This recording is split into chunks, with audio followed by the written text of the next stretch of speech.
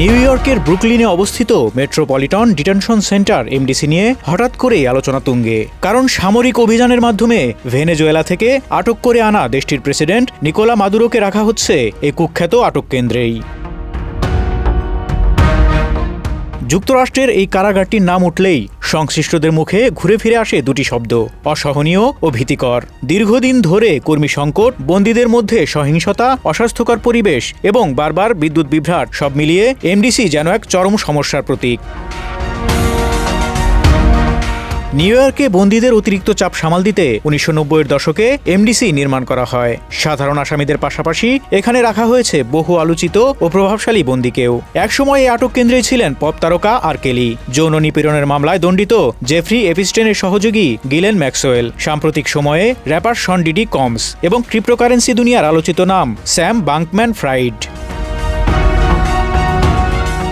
এছাড়াও হত্যা ও মাদক পাচারের অভিযোগে বিচারাধীন মেক্সিকান মাদক সম্রাট ইসমাইল মারিও জাম্বাদা গার্সিয়াকেও একসময় এমডিসিতে রাখা হয়েছিল। অপরাধ জগতে তিনি পরিচিত এল মায়ো নামে। এমডিসির ভয়াবহ পরিবেশ নিয়ে খোদ আদালতেই অভিযোগ উঠেছে। 2024 সালের শেষ দিকে শন ডিডি কমসের আইনজীবী মার্ক অ্যাগনিফিলো বলেন, বন্দী হিসেবে এমডিসিতে থাকা অত্যন্ত কঠিন। তার ভাষায়, সেখানে থাকলে মামলার কার্যক্রম চালানোই দুঃসাধ্য হয়ে পড়ে।